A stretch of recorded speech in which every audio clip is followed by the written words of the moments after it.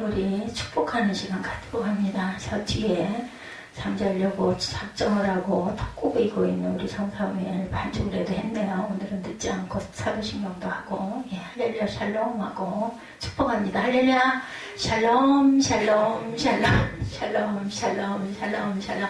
하나님 사랑합니다. 여러분 주 안에서 사랑합니다. 오늘 사무엘에게 기름 부어지는 그런 다윗에게 기름 부어지는 그 사무엘의 이야기가 오늘 나와 있습니다. 제가 한번 질문 좀 해볼까요? 여러분에게 이스라엘 역사상 가장 위대한 그 인물 누구라고 생각하십니까?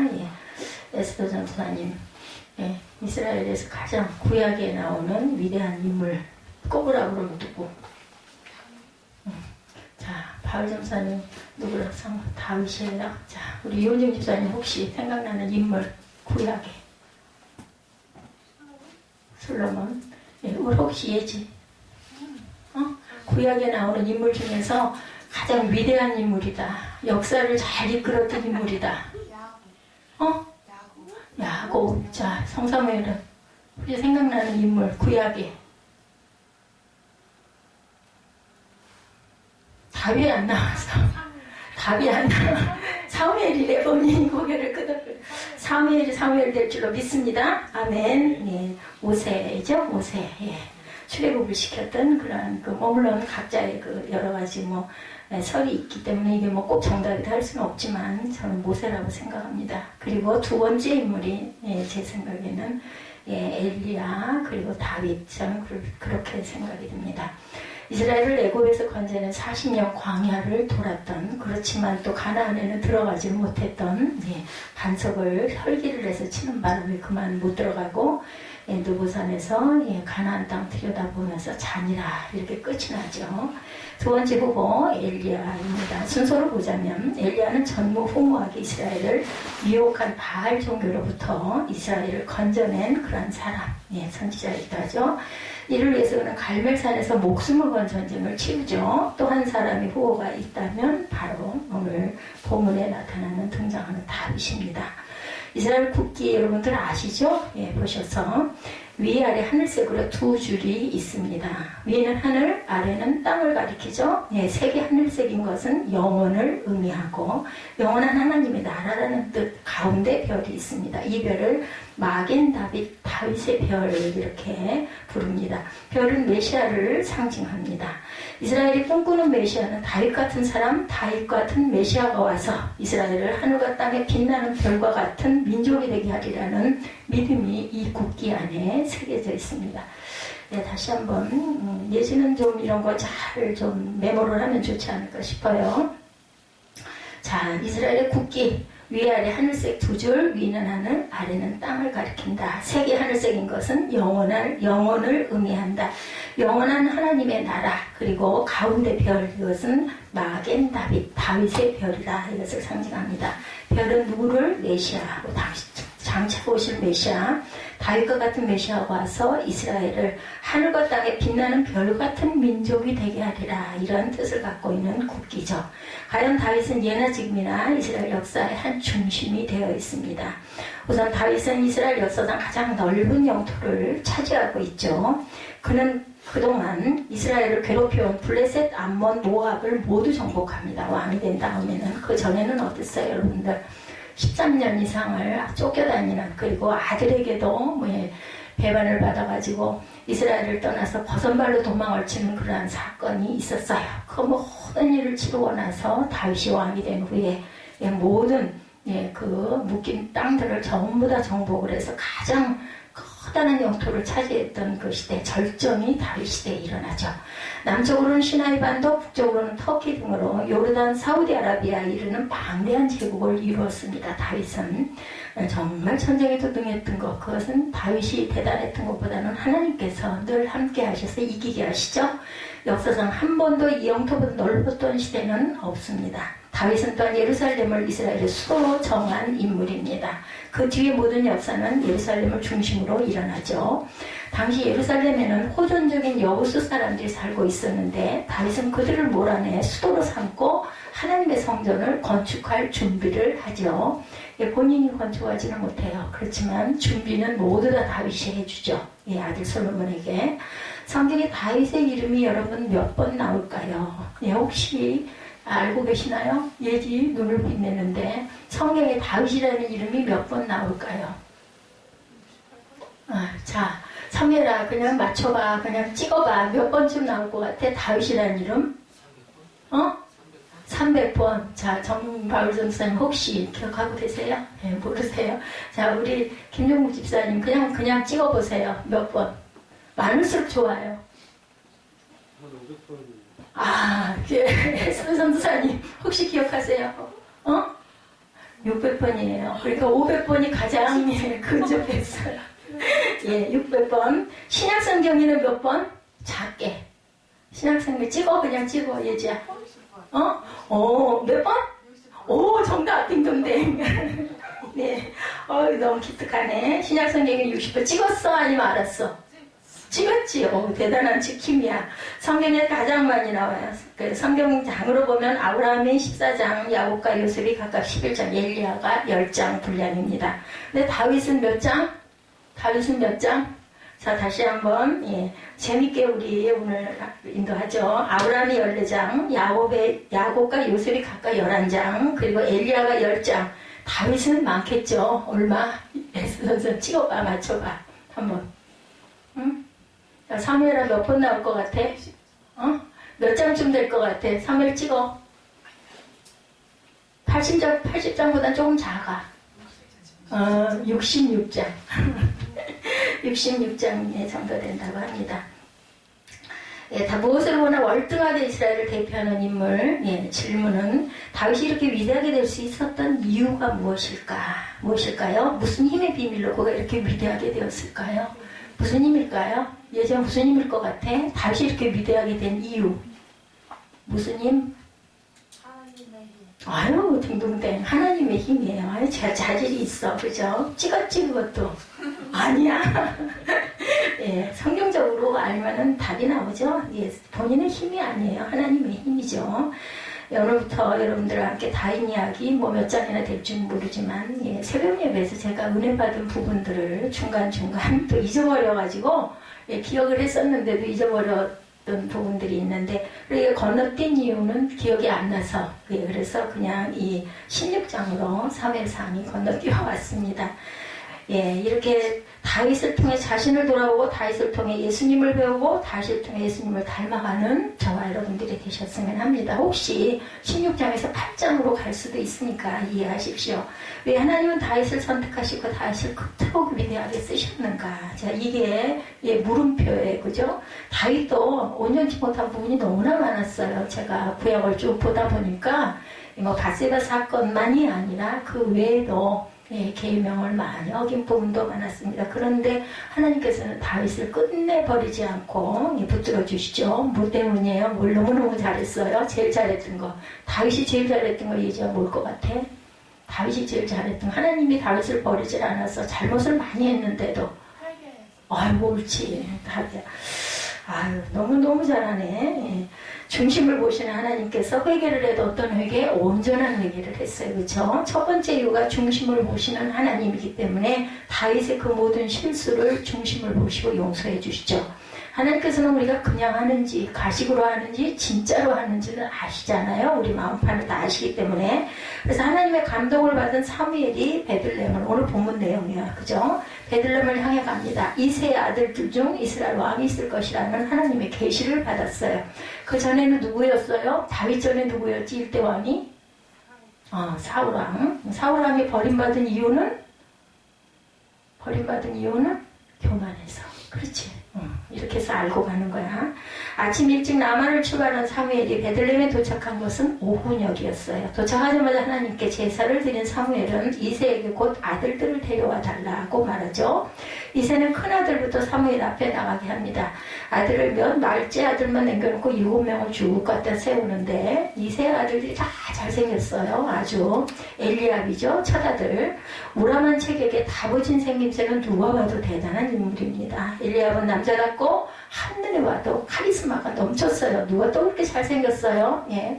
그 이스라엘의 초대왕 누구? 예, 사울이 그렇게 잘생겼죠. 첫인상에 반한 사무엘은 순간 이 사람이다 라는 마음이 든 거예요. 그런데 하나님이 말씀하십니다. 사무엘상 16장 7절이죠. 그의 용모와 키를 보지 말아라. 내가 이미 그를 버렸노라. 내가 보는 것은 사람과 같지 아니하니 사람은 외모를 보거니와 여호와는 무엇을 중심을 보시느니라. 맞습니다. 그렇죠. 사무엘은 깜짝 놀랍니다. 이 정도면 맞지 않을까. 자, 그래서 둘째를 보죠. 둘째는 아비나답이었습니다. 아비나답은 엘리압과 달리 아주 지적인 사람, 지성이 철철 흐르는 사람입니다. 요즘으로 말하면 뿔테 안경에 학구적인, 한국도 책을 옆구리에 끼고 있는 그런 모습의 그러한 사람. 침착하고 이지적이어서 괜찮아 보였어요. 그런데 하나님이 또 하나 아니라고 그러시죠. 셋째가 지나갔습니다. 이름이 삼마였죠. 삼마는 그 시대의 젊은이들처럼 아주 젊고 유행에 민감한 사람. 요즘으로 하면 청바지에 아고가죽 부츠를 신은 그런 사람. 잔뜩 멋을 부렸지만 뭔가 2%가 부족했다고 그래요. 넷째 아들은 그때부터는 이름이 없습니다. 성경에. 항상 보면 집안에서 중간이 문제예요. 그죠? 장남과 차남까지는 이렇게 이름이 있고 이제 이해가 되는데 아이들이 많은 집 7, 8채까지 쭉 내려가면 그냥 넷째, 다섯째, 막내 이렇게 얘기를 하죠. 셋째까지도 이름이 잘 안 벌라요. 중간은 이름 모를 때가 많죠.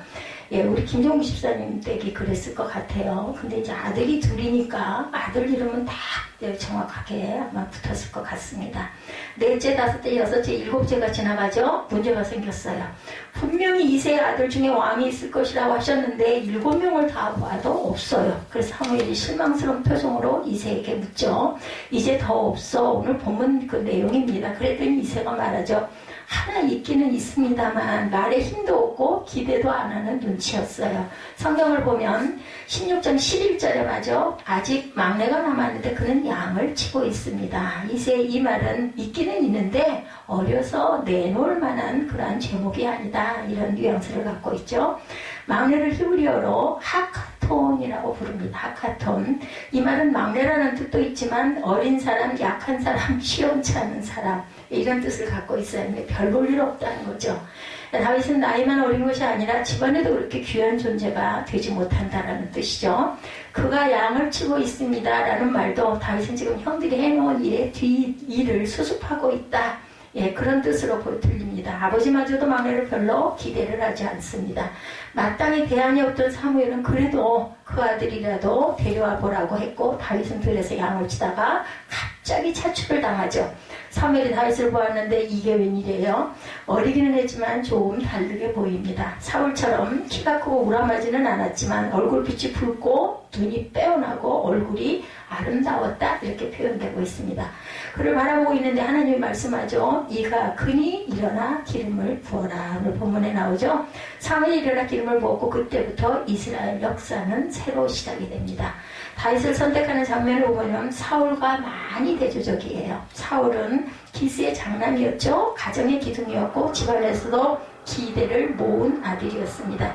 그러나 다윗은 이세의 막내였고 집안에서조차 기대하지를 않던 아들. 사울의 외모는 출중했고 얼굴도 준수하고 키는 다른 사람 어깨보다 더 컸다. 이렇게 2m 70인가 제가 본 기억이 그렇게 기억이 됩니다. 만약 이세의 아들들 가운데 사울 다음으로 왕을 골라야 되면 당연히 엘리압 첫째 아들을 골랐어야 할 것입니다. 엘리압은 이세가 자랑하는 큰아들로 이스라엘 왕에 걸맞는 완벽한 외모와 카리스마를 갖추고 있었어요. 근데 중요한 것은 이거죠. 사울을 왕으로 세울 때에 하나님이 그렇게 하라고 지시한 적은 없었어요. 사람들이 사울을 왕으로 추대해서 세웠을 뿐입니다. 사울은 사람이 택한 왕이었다라고 볼 수가 있죠. 그것을 후에 하나님이 추인합니다. 다윗은 다르죠. 하나님이 처음부터 지시하죠. 이가 그니 기름을 부어라. 그리고 이유도 친히 말씀합니다. 내가 이새의 아들 다윗을 만나니 내 마음에 합한 자라. 하나님의 마음에 합했다라는 것은 하나님의 마음과 일치를 이룬다라는 그런 뜻입니다. 그래서 소리가 계속 심하게 나면 좀 누가 가서 잠깐 말씀 좀 해주세요. 한 20-30분만 있다가 그 들을 소리 나는 것 같네요. 제가 아까 찬양할 때 내내 기도했거든요. 이가 그니 기름을 부어라. 그리고 이유도 말씀합니다. 내가 이세 아들 다윗을 만나니 내 마음에 합한 자다. 하나님의 뜻과 다윗의 생각이 같았다는 거죠. 사람들은 인물을 보고 사위를 택했지만 하나님은 마음의 중심을 보고 다윗을 택합니다. 하나님은 중심을 보신다 말씀하죠. 그래서 사람의 선택 기준과 하나님의 선택 기준이 다릅니다. 고린도전서 26절입니다. 형제들아 너희를 부르심을 보라. 육체를 따라 지혜로운 자가 많지 아니하며 능한 자가 많지 아니하며 문벌 좋은 자가 많지 아니하도다.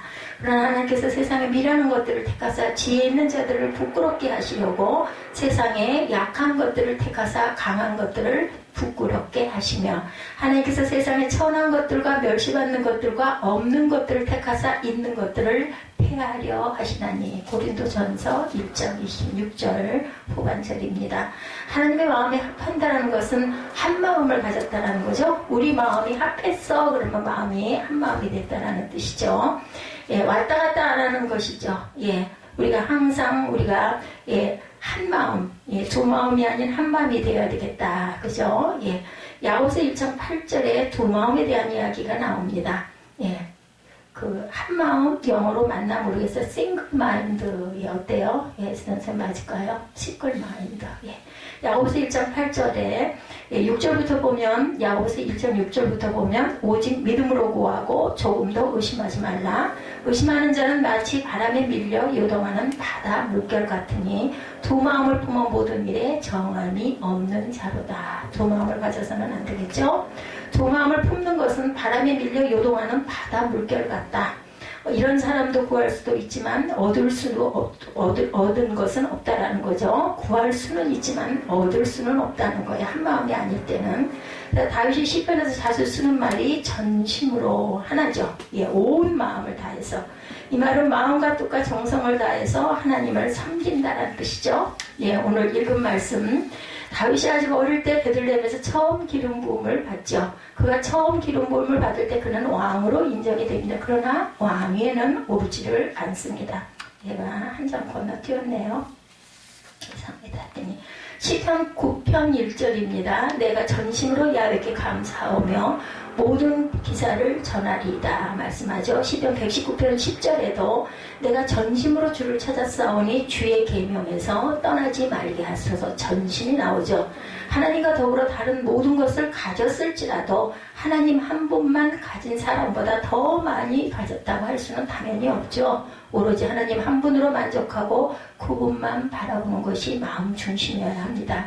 초대교회 수도대원의 제자가 스승에게 묻습니다.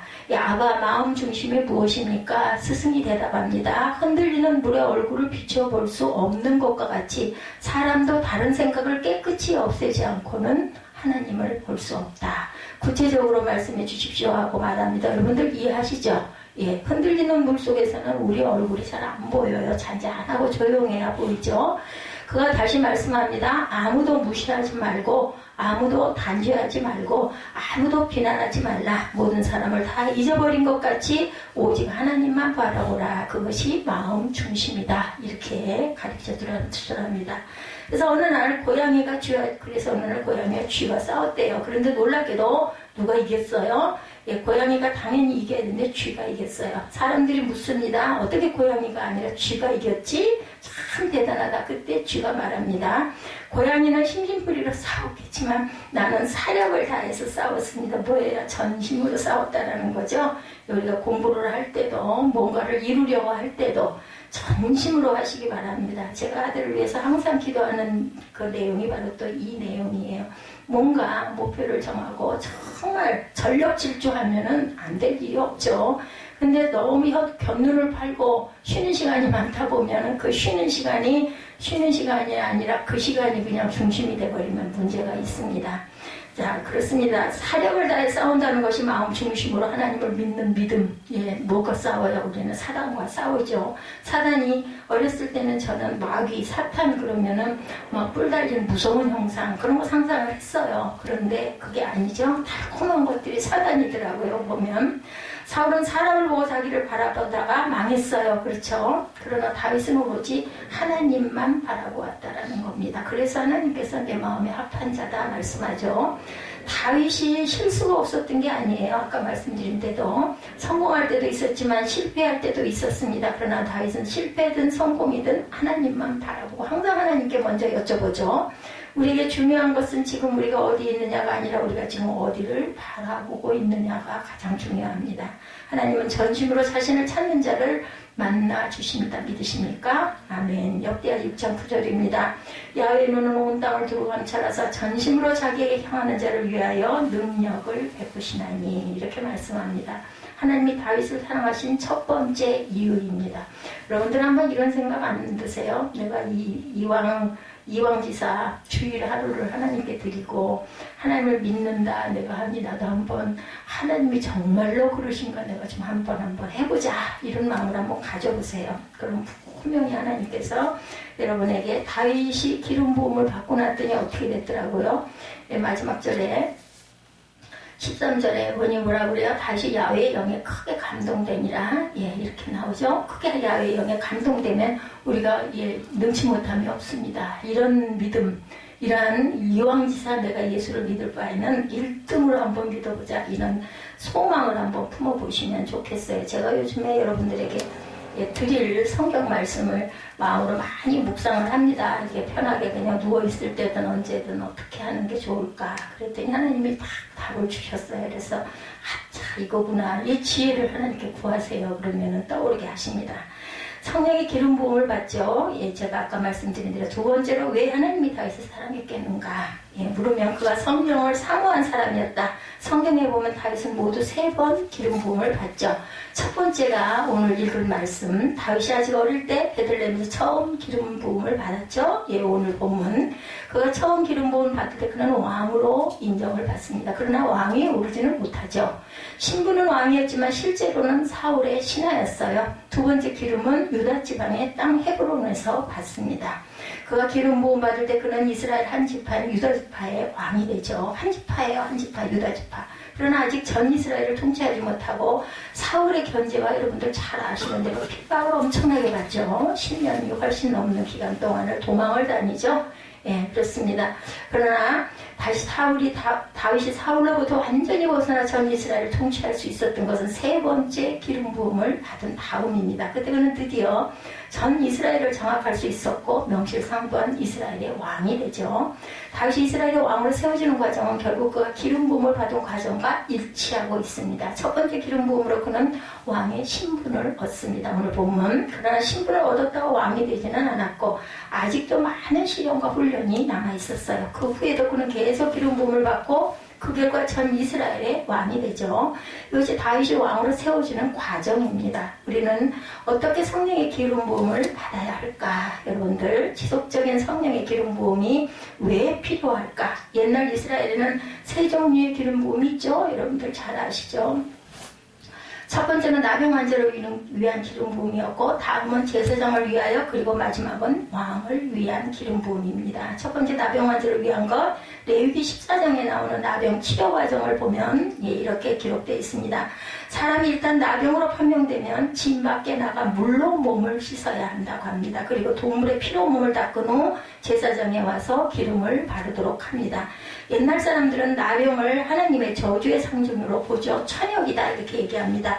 특별한 처방이고 그리고 그 처방이 요구됩니다. 기름을 부어야 한다. 그것은 물로 씻고 피로 닦고 기름을 바르는 그런 과정. 우리에게 기름 붓는 성령의 첫 번째 사역이 무엇인지 아시죠? 여러분들 뭐 하는 거예요? 죄를 씻는 거죠? 구원받았다라고 얘기하죠. 나병과 같은 우리의 죄를 깨끗이 씻는 것. 오늘 말씀 13절처럼 첫 번째 기름 부음을 받을 때 그는 하나님의 영을 체험했다. 성령에 크게 감동되었다. 이렇게 나오죠. 사무엘이 기름 뿔병을 가져다 그의 형제 중에 그에게 부었더니 이날 이후로 다윗이 여호와의 영에 크게 감동되니라. 그러나 한 번의 기름 부음으로 다윗이 완전해지지는 않았다. 사무엘하 11장에 보면 그가 밤중에 옥상을 어슬렁거리다가 바세와 모욕하는 것을 보고 그만 그저 간음의 그 어떤 영에 사로잡히죠. 그래서 남편 우리아를 전쟁터에 내어보내서 죽게까지 합니다. 성령이 그를 떠났기 때문이죠.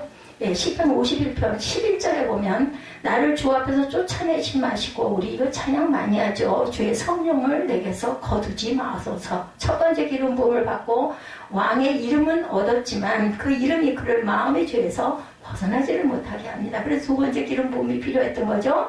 이스라엘의 두 번째 기름 부음은 제사장에게 부은 기름 부음입니다. 제사장은 여러분들 아시죠? 나병환자처럼 저주받은 죄인이 아니고 하나님의 은혜로 죄와 형벌을 면하고 의롭다 인정받은 하나님의 종입니다. 오늘날로 말하면은 목사를 칭하죠. 죄종. 나병환자의 과제는 죄를 씻어 심판으로부터 벗어나는 것. 그러나 제사장의 과제는 성전에서 하나님과 함께 거룩하게 사는 사람들입니다. 그래서 제사장은 나병환자들에게 기름 부음을 받죠. 나병환자는 단 한 번 기름 부음을 받지만 제사장은 매일 기름 부음을 받습니다. 그는 매일 성소에서 이마와 손과 발에 기름을 바르죠. 그 이유는 매일 하나님의 도움이 필요하다라는 고백입니다. 죄를 씻기 위해서 나병환자처럼 단 한 번만 발라도 되는데 거룩하게 살기 위해서는 제사장처럼 매일매일 발라야 하는 거죠. 저와 여러분은 하나님의 자녀일 뿐만 아니라 왕같은 제사장이다. 신약에서는 그죠? 베드로전서 2장 9절 다들 아시죠? 오직 너희는 택하신 족속이요 왕같은 제사장들이다. 하나님의 사람이 되는 과정은 분명합니다. 첫 번째는 하나님의 자녀가 되고 그 다음이 하나님의 제사장이 되는 거죠. 수준이 높아질수록 달라지는 것은 기름 부음의 수준에 있다. 매일매일 기름 부음을 받아야 된다. 그러면 매일매일 충만 성령 충만해야 된다는 겁니다. 하나님의 자녀는 한 번 성령을 받으면 되지만 하나님의 제사장들은 계속적인 성령을 부음을 받아야 되고 우리는 모두 다 왕같은 제사장, 저와 여러분이 똑같습니다. 그렇기 때문에 매일매일 기름 부음을 받아야 된다는 거죠.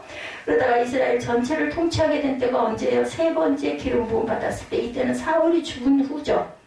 사울의 나라가 망했습니다. 사울은 우리가 세상에서 만나는 모든 종류의 악과 고통을 의미합니다. 그것이 쉽게 없어지는 것이 아니죠. 끝까지 따라붙습니다.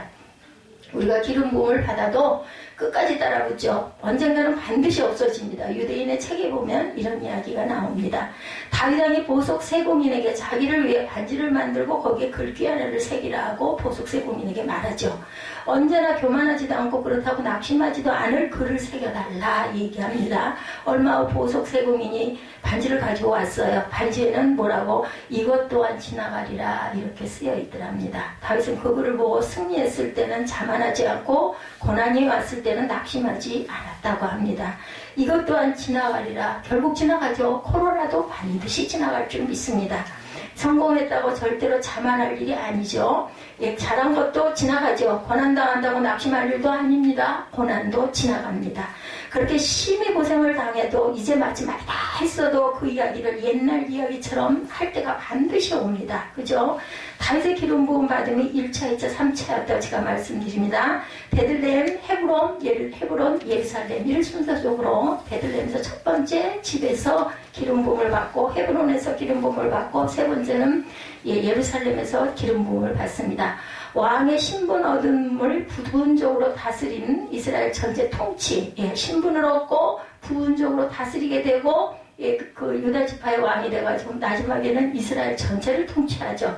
나병환자, 제사장, 왕, 죄, 거룩, 통치 이렇게 순서가 이어집니다. 나병환자는 뭐라고요? 구원의 때, 제사장이 됐을 때는 영적 싸움이 일어납니다. 최후의 승리는 거룩의 통치를 할 때가 최후의 승리가 되죠. 처음에 다윗은 사울의 신하로 시작합니다. 그러다가 다윗은 사울의 경쟁자가 되죠. 마지막에 다윗이 사울을 누르고 전 이스라엘의 왕이 됩니다. 순서죠. 그 과정 속에서 하나님의 기름 부음은 계속되었던 거죠. 영적 생활의 첫 단계는 세상의 신하로 사는 단계. 이 시대의 과제는 죄와의 싸움이 있습니다. 구원의 단계고 신앙생활의 초보 단계가 이때입니다. 이때 성령의 은혜를 계속 받으면 세상과 싸우는 단계가 시작이 됩니다. 이것은 제사장으로 사는 삶이죠. 그리고 마지막으로 세상의 통치자로 지배하는, 악을 지배하는 그러한 삶을 살죠. 이때 반드시 기억할 것이 성령의 지속적인 충만, 은혜이죠. 성령의 계속적인 기름 부음입니다. 세상에서 실패하고 넘어져도 계속 성령님을 의지하면 최후 승리까지 예, 그때가 오는 거죠. 그렇게 괴롭히던 사울도 죽고 그의 악한 나라도 망할 때가 당연히 있는 거죠. 끝까지 저는 이렇게 절대로 할 수 없어요. 그렇게 사울이 죽이려고 군사를 끌고 쫓아오는데도 죽일 기회가 있었지만 절대로 죽이지 않죠. 하나님의 주권에 맡기죠. 그렇게 할 수 있는 사람이 과연 글쎄 몇 명이나 있을까 싶습니다. 정말 생명의 위협을 느끼는데 살짝만 그냥 칼을 내밀면 죽을 수 있는데도 안 죽이죠. 끝까지. 켄달이라는 유명한 영국 목사님이 쓰신 끝날 때까지 끝난 것이 아니다라는 책에 보면 자신이 성경을 보고 세상을 보았더니 원리가 있더라는 거예요. 그것은 끝날 때까지 끝난 것이 아니라는 원리라는 것입니다. 가령 야구 경기가 있어서 여러분들 잘 아시고 뭐 잘 들으신 부분이에요. 9회 말 투아웃 상황에 3대0으로 지고 있죠. 관중들은 이미 끝난 경기라고 그래서 야구들을 그렇게 좋아한다고 합니다. 이때 한 선수가 1루에 진출하고 다음 주자가 출루하여 어느새 만루가 되죠. 예, 이때 네 번째 타자가 홈런을 치면 경기는 3대4로 역전승을 거두죠. 경기 끝날 때까지 그래서 결국은 끝난 것이 아니라는 겁니다. 다윗이 20여 년 황금 같은 세월을 사울에게 쫓겨 다윗이 끝났다고 생각했지만 아직 9회 말이었다라는 거죠. 하나님의 역사는 끝날 때까지 아직 끝난 것이 아닙니다. 성령을 의지하고 하나님을 신뢰하는 사람은 반드시 승리합니다. 평생 성령의 은혜 안에 사시겠습니까? 계속적인 성령의 기름 부음을 받으시겠습니까? 다윗이 하나님의 사랑을 받았던 두 번째 이유, 양을 사랑했습니다. 여러분들 항상 선택은 본인의 몫이에요. 하나님께서 처음에 우리 인간을 만드셨을 때 자유의지를 주셨어요. 그렇기 때문에 예, 계속적인 성령의 기름 부음을 받겠습니까? 아니면 죄사함 한 번만 받고 세상 사람으로 살아가겠습니까? 이것은 여러분들의 선택입니다. 그런데 무엇이 필요해요? 힘써 하셔야 됩니다. 전력을 다해야 된다는 말씀을 하고 있습니다. 예, 뭐라 그래요? 호세아가 힘써 알자. 하나님을 힘써 알자 그러죠? 말씀도 그리고 성령의 충만함도 우리가 힘써 받도록 입술로 자꾸 고백하시기 바랍니다.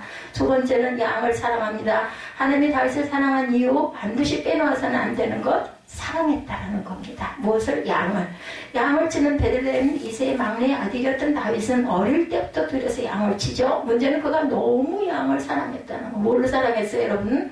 제가 아까 초두에 말씀한 것처럼 전심으로 사랑했기 때문입니다. 사무엘이 기름 부으러 갔던 날도 늦게까지 남아서 양을 치고 있었죠. 골리앗이 이스라엘을 쳐들어와 이스라엘을 온통 공포에 몰아넣을 때 그를 물맷돌 몇 개로 이길 수 있었던 거. 근데 5개 준비해가고 가서 첫 방에 죽이죠. 나머지는 다 소용도 없었어요. 그가 너무 양을 사랑했다는 것. 사무엘이 기름 부으러 갔던 날도 늦게까지 양을 치고 있었습니다. 골리앗이 이스라엘을 쳐들어와 이스라엘을 온통 공포에 몰아넣을 때도 그는 물맷돌로 이길 수가 있었던 것. 그건 양을 칠 때 항상 했던 그 방법이죠. 물맷돌이 있었어야 돼요.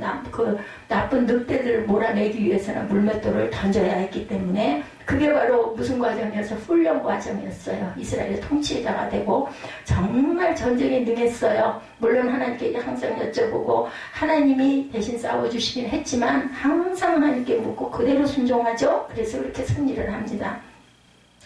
골리앗이 쳐들어오자 그가 사울 앞에서 한 말입니다. 사무엘상 17장 34, 5절입니다. 주의 종이 아버지의 양을 지킬 때 사자나 곰이 와서 양떼에서 새끼를 물어가면 내가 따라가서 그것을 치고 그 입에서 새끼를 건져내었고. 저는 이거 봤던 어떤 그림이 그렇게 아주 확연하게 마음밭에 옵니다.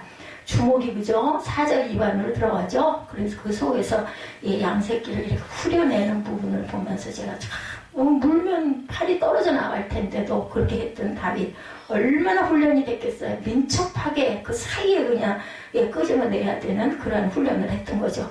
이게 다 하나님의 은혜로 하나님의 그런 그 계획 안에서 일어난 일들입니다. 고생은 또 좀 많이 했으니까 그걸 다 견디고 일어나죠.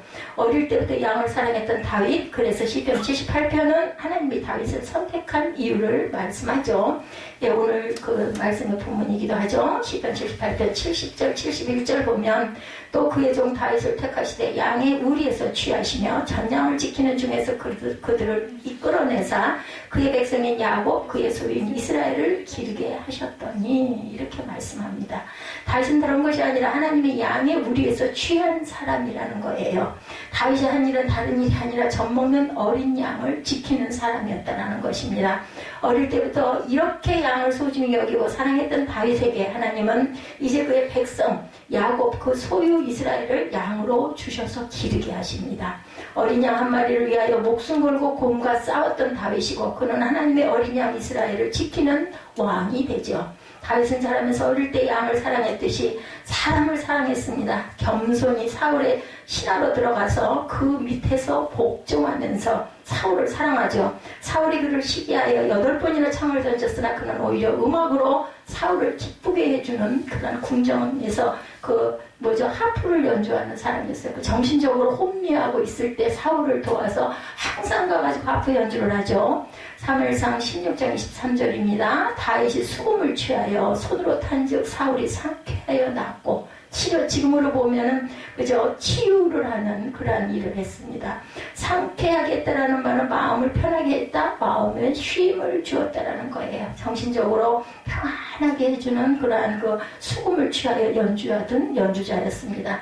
그 마음에 사랑을 담고 연주를 했기 때문에 저는 신령이 치유되지 않았을까. 이렇게 사울이 이렇게 치유를 받았으면서도 죽이러 다녔죠. 자신의 그 야욕을 내려놓지를 못해가지고 자기를 향해 창을 던진 사람에게 음악으로 갚아준 다윗이에요. 그래서 이런 말 아시나요? 감나무는 자기에게 돌을 던진 사람에게 뭐를 떨어뜨려줘요? 감을 떨어뜨린다고 합니다. 여러분들 귀한 은혜가 있으시기 바랍니다. 윤동주 씨 여러분들 잘 아시죠? 별을 사랑하는 마음으로 주어가는 모든 것을 사랑해야지, 이렇게 윤동주가 고백합니다. 양을 사랑하듯 일생 사람을 사랑한 사람. 그래서 그는 사무엘상 22장에서 자기를 찾아오는 환난당한 사람 400명과 함께 아둘람 굴에 숨죠. 엔게디 동굴에 자기를 잡으러 온 사울의 옷자락을 살짝 베기만 했는데도 그것이 마음에 찔려 한없는 눈물을 흘렸던 다윗입니다. 우리가 우리를 죽여 덤비는 사람들을 위해서 울 수 있을까요? 과연, 그죠? 내가 고난당하자면 우는 것이 아니라 그가 그렇게 된 것에 마음이 아파서 울까요? 그래서 어떤 사람이 사랑이 뭐냐 3가지로 말을 합니다. 첫째, 사랑은 함께 있는 것이다. 둘째, 사랑은 나무라는 것이 아니라 빛을 비추는 것이다. 셋째, 사랑은 사랑하는 사람을 더 사랑하는 것이다. 이 마음을 실천하도록 애쓰시고 노력하시고 기도하시는 저와 여러분 되시기 바랍니다. 이 순수한 다윗의 마음을 갖지 않으시겠습니까? 중심이 선하여 하나님의 마음에 합한 사람, 사람들은 다 잊어버리고 오직 하나님만 사랑하는 사람, 실패했든 성공했든 전심으로 하나님만 바라보는 사람, 매일 매순간 성령의 기름 부음을 사모하는 사람, 여리고 순수한 마음으로 사람을 사랑하는 사람, 주여 우리의 삶이 다윗처럼 되게 하여 주옵소서. 이렇게 기도하시는 저와 여러분이 되시기를 주님의 이름으로 축복합니다.